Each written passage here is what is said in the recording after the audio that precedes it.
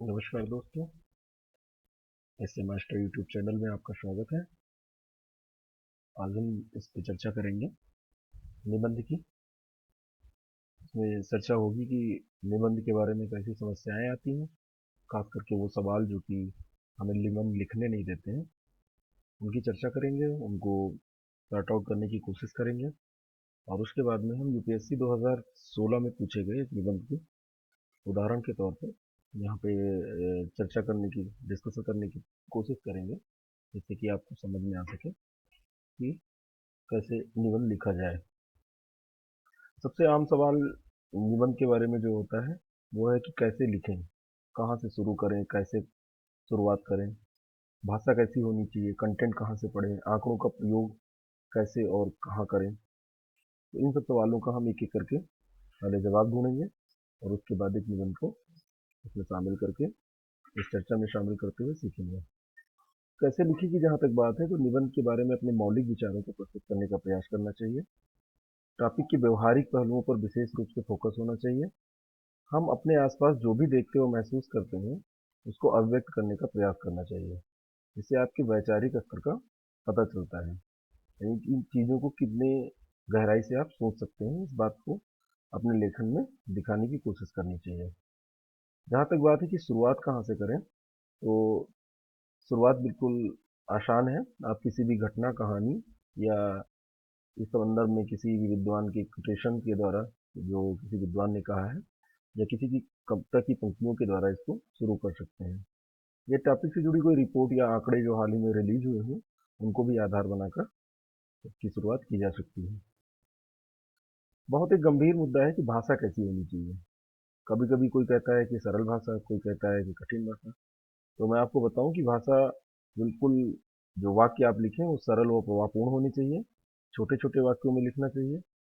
Topic से जुड़े जिस भी विषय में आप निबंध लिख रहे हैं उनसे जुड़े मानक शब्दों का प्रयोग, टर्मिनोलॉजी का प्रयोग करना चाहिए, जिससे कि ये पता चल सके कि आप उस टॉपिक को कितनी गहराई से जानते हैं। और टर्मिनोलॉजी को उसमें व्याख्यायित करने का भी प्रयास करना चाहिए, अलग से नहीं, एक दो लाइनों में, शॉर्ट में। और ग्रामेटिकल गलतियां बिल्कुल नहीं करनी चाहिए, ग्रामेटिकल एरर नहीं होनी चाहिए। और जो भी आप लिख रहे हैं वो पठनीय होना चाहिए। राइटिंग जैसी भी हो लेकिन वो साफ होनी चाहिए। अगली बात है कि कंटेंट कहाँ से लाएं या पढ़ें। तो इसके लिए अलग से कोई पढ़ने की ज़रूरत नहीं है।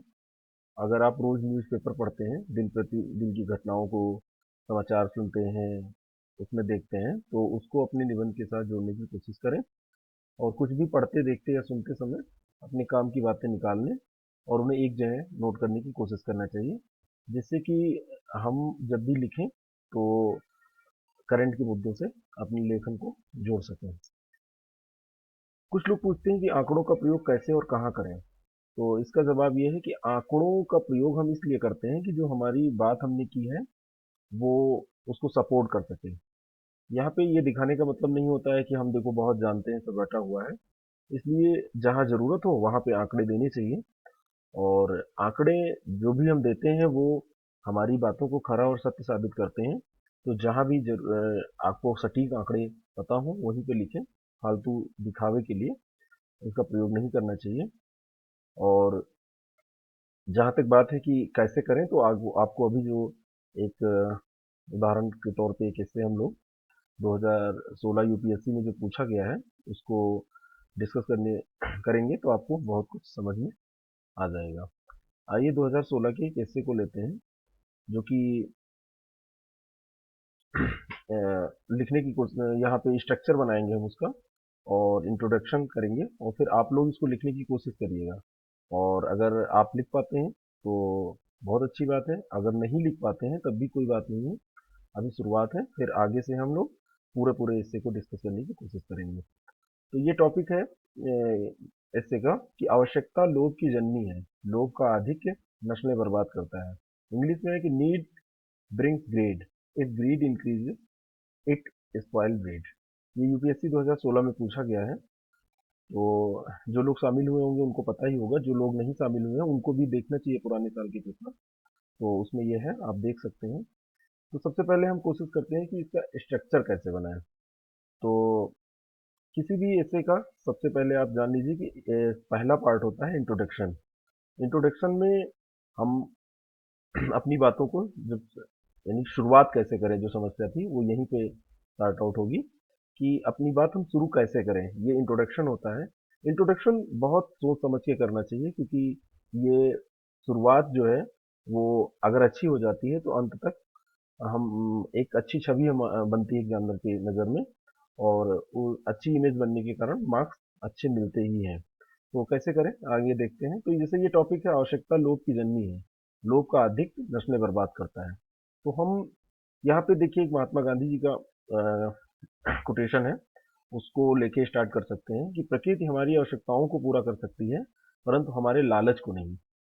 तो ये इस कोटेशन लेके आप इसको स्टार्ट करिए, और फिर यहाँ हम दिखा सकते हैं कि प्राचीन काल यानी आदिम युग से आवश्यकता की शुरुआत हुई, लेकिन बाद में धीरे धीरे ये लोभ में बदल गई। तो आवश्यकता होती क्या है, थोड़ा सा इस पे हम अगर बात करें तो जीवन जीने के लिए जो न्यूनतम चीजें हैं, जिसको रोटी कपड़ा और मकान, भोजन वस्त्र और आवास कहते हैं, वो हमारी आवश्यकताएं हैं। विभिन्न धर्मों में भी इसकी बात की गई है। अब यहाँ पे आप ये देखिए कि इसको हम तुरंत धर्म पे लेके चले गए हैं, यानी कि हम तुरंत इतिहास, भूगोल, अर्थव्यवस्था सबको अब डायमेंशन खोलने की कोशिश करेंगे कि हर चीज को हम समेट लें। तो विभिन्न धर्मों में भी इसकी बात की गई है। जैसे हिंदू धर्म में धर्म, अर्थ, काम, मोक्ष की बात की गई है। गीता में कहा गया है कि निष्काम कर्म करिए, यानी कि लालच की इसमें कोई जगह नहीं है। बौद्ध धर्म में कहा गया है कि भिक्षा मांगकर जीवन व्यतीत करें, संग्रह न करें। ऐसे ही कुछ जैन धर्म में कहा गया है, अपग्रह की बात की गई है। तो अपरिग्रह हो या बौद्ध धर्म, गीता, जो भी है, तो ये लालच से दूर रहने की बात करते हैं और अपनी केवल आवश्यकताओं को पूरी करने की बात करते हैं। अब ये हमारा इंट्रोडक्शन खत्म हुआ। आगे अब हम बात करेंगे आवश्यकता लोभ में कैसे बदलती है। तो आप इसको ऐसे लिख सकते हैं कि मानवीय स्वभाव है, ये मानवीय स्वभाव है लोभ जो है। अगर किसी चीज का आधिक्य होता है, यानी कोई चीज हम ज्यादा पाने की कोशिश करते हैं, जो हमारी आवश्यक नेसेसिटीज हैं उनसे बियॉन्ड द नेसेसिटीज, तो वो जो होता है वो लोभ होता है। और फिर इससे धीरे धीरे और अधिक की इच्छा होने लगती है संग्रह करने की। और कहीं ना कहीं पूंजीवाद का जो जन्म हुआ है वो जड़ यही थी।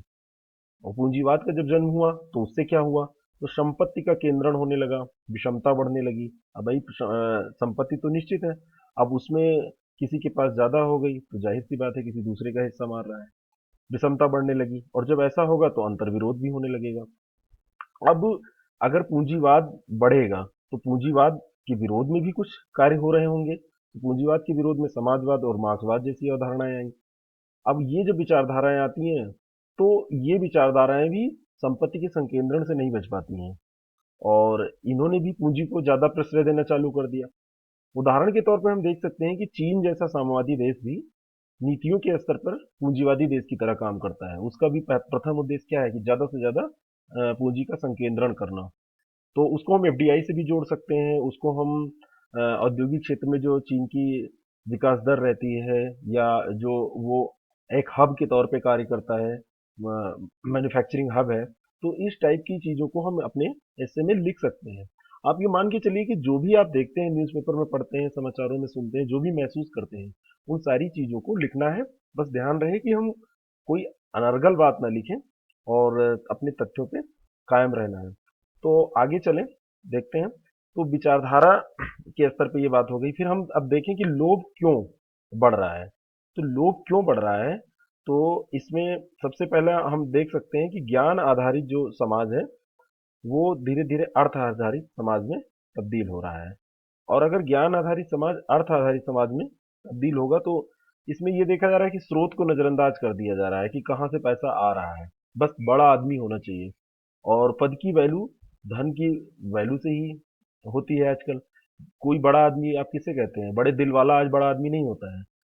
जिसके पास पैसा ज्यादा है वही बड़ा आदमी है, और उसी की हम इज्जत भी करते हैं, सम्मान भी उसी को देते हैं। तो ये एक कारण है कि लोभ बढ़ने का, इसलिए लोग इसको प्राप्त करना चाहते हैं। फिर अगला है कि जाति की अवधारणा धीरे धीरे जन्म से अब अर्थ की ओर अभिमुख हो रही है। यानी कि पहले जो हम बाई बर्थ जिन चीजों को जाति के तौर पे जानते थे। अब वो हम धीरे धीरे ये देखने लगे जिनके पास पैसा है तो अब उनकी कोई जातिवाद नहीं दिखता है। मैरिजेस भी बहुत सारी ऐसी होती हैं। तो जरूरत पड़ेगी तो आप लिख भी सकते हैं, लेकिन यहाँ पे इतना कह के भी काम चल सकता है। और लाभ व लोभ के मध्य एक जो पतली सी बारीक रेखा थी, वो खत्म हो रही होती है। लेकिन वो अब कैसे क्या है, तो साधन कैसा भी हो लेकिन आर्थिक लाभ हो, तो यही मुख्य लक्ष्य है। तो अब जो लाभ है वो लोभ में तब्दील हो जाता है धीरे धीरे। और लोभ का अधिकतम नस्लें बर्बाद करने का जो बात की गई है इस निबंध में, तो उसमें हम देखें कि इतिहास गवा रहा है, चाहे अशोक के काल में देखें और कलिंग विजय के समय उसने जो विजय की, लेकिन उसमें बहुत सारा नरसंहार हुआ। और बाद में क्या हुआ, अशोक ने सारा कुछ छोड़ दिया। ऐसे ही यूरोपीय देशों में यूरोप के बहुत सारे देश जो हैं, उनका लोभ ही था जो उपनिवेशवाद को उसने जन्म दिया।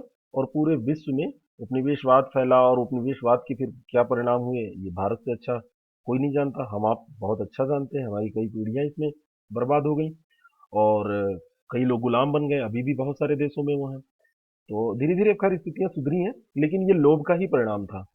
और जब ये सारी चीजें होती हैं, भाई कोई लालच करेगा तो लालच कैसे पूरी होगी उसकी, तो वो सैलरी से तो पूरी होगी नहीं, तो भ्रष्टाचार करेगा, नैतिकता का पतन हो जाएगा, अपराध बढ़ेगा।